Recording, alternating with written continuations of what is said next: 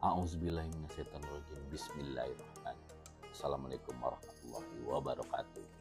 Kali ini di video ini teman-teman aku ingin mengetahui sosok Paulus, salah satu tokoh besar dalam Kristen.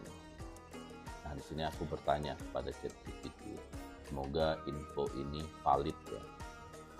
Siapa Paulus itu? Nah, Paulus itu awalnya dia adalah penentang ajaran Yesus, namun dia kemudian menjadi pengikut dan berdedikasi.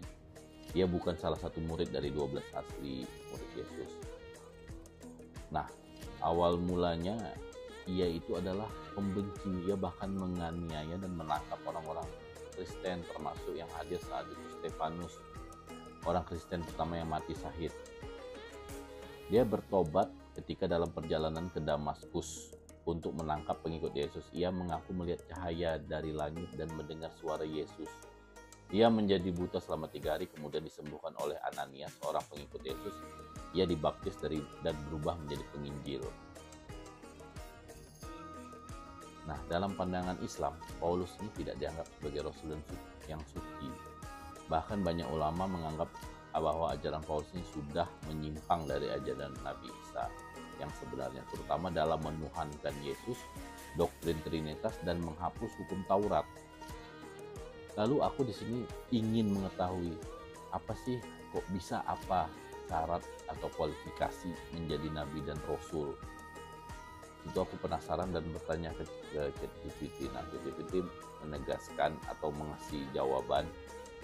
Yang pertama, pengertian dulu nabi. Nabi itu adalah seorang laki-laki yang diberi wahyu oleh Allah untuk dirinya sendiri dan tidak wajib menyampaikan kepada umat. Itu nabi. Lalu rasul, seorang nabi yang diberi wahyu beserta syariat baru dan diperintahkan menyampaikan kepada umat. Nah, syaratnya harus dipilih langsung oleh Allah. Tidak bisa diusahakan atau dicita-citakan atau dipelajari.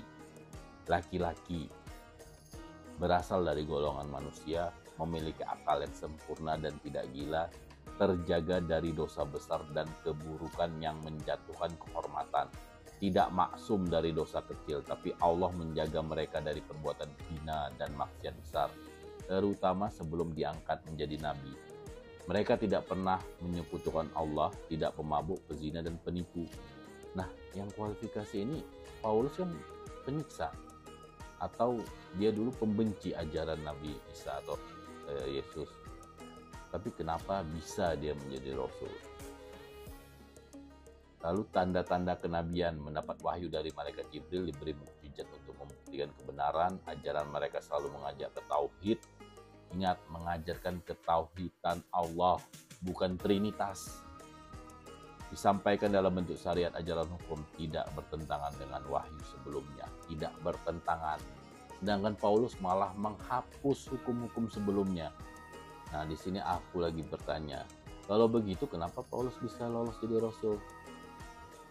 Penjelasan mengapa Paulus dianggap rasul dan Kristen, Paulus mengklaim mendapat penglihatan dari Yesus. Menurut kisah para rasul, Paulus mengatakan ia melihat cahaya dari langit dan mendengar suara Yesus saat dalam perjalanan ke Damaskus. Saulus, Saulus, mengapa engkau menganiaya aku? Kisah para rasul. Dari momen itu dia mengaku bertobat dan mulai menyebarkan ajaran Yesus. Ia menyebut dirinya sendiri sebagai rasul.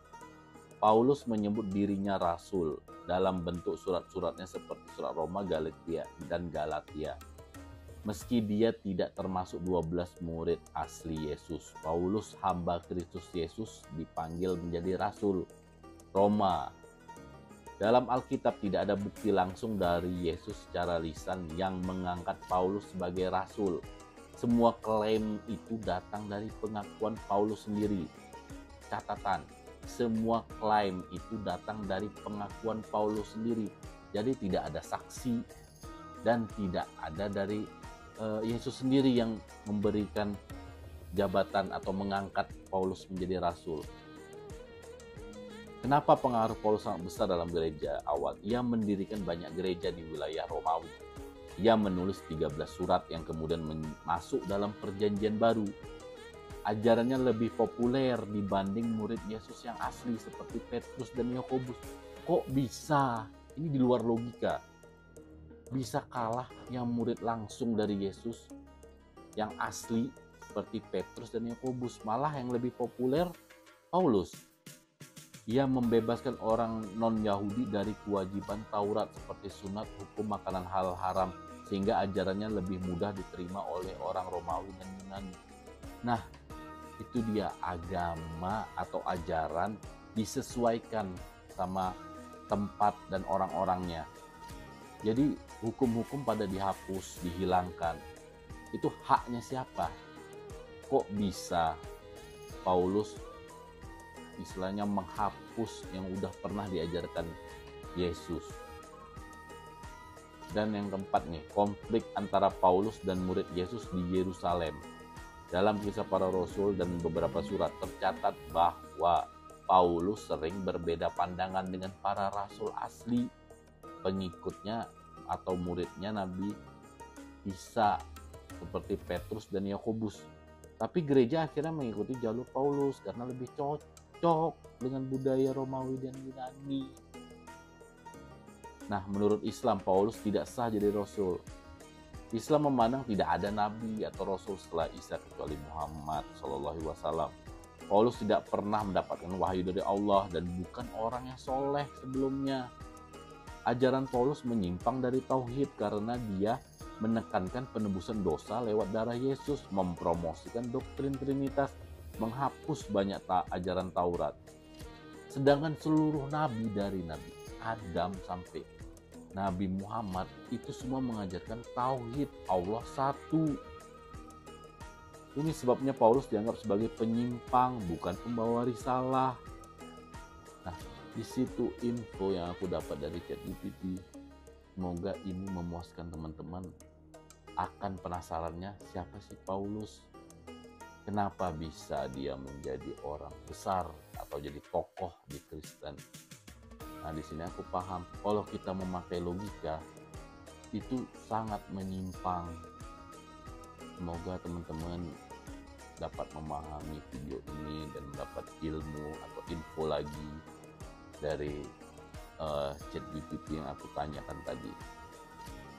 Jika ada salah, mohon dimaklumi karena saya hanya manusia biasa. Dan kalau bermanfaat video ini, mohon teman-teman bagikan ke yang lain. Sekian dulu. Assalamualaikum warahmatullahi wabarakatuh.